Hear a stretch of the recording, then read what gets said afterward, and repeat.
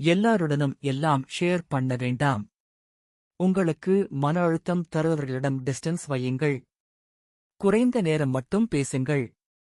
அவசியமான விஷயம் மட்டும் பேசுங்கள். தேவையில்லாத அவாய்ட் பண்ணுங்கள். இல்லை என்று சொல்ல கற்றுக்கொள்ளுங்கள். எல்லாருக்கும் ப்ளீஸ் பண்ண வேண்டிய அவசியம் இல்லை. உங்கள் மனநிலை முக்கியம். பாசிட்டிவ் சர்க்கிள் உருவாக்குங்கள்.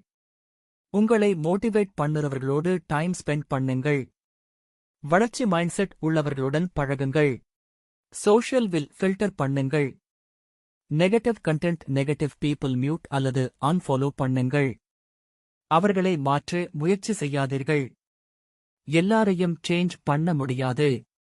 உங்கள் சேமிக்கவும். உங்கள் இலக்கு கோல் மீது கவனம் வையுங்கள். Focus on self growth. Busy இருந்தால் நெகட்டிவ் இன்ஃப்ளூயன்ஸ் குறையும். மன அழுத்தம் வந்தால் பிரேக் எடுத்துக் கொள்ளுங்கள். மெடிடேஷன் வாக் மியூசிக் கேட்கலாம். உண்மையான பிரச்சனை என்றால் நேராக பேசுங்கள். ஆக ஓப்பன் டிஸ்கஷன் பண்ணலாம். செல்ஃப் கான்ஃபிடன்ஸ் பில்ட் பண்ணுங்கள். உங்களையே நம்புங்கள். பிறர் கருத்து உங்களை பாதிக்காத மாதிரி ஸ்ட்ராங் ஆகஸ்ட் இருங்கள்.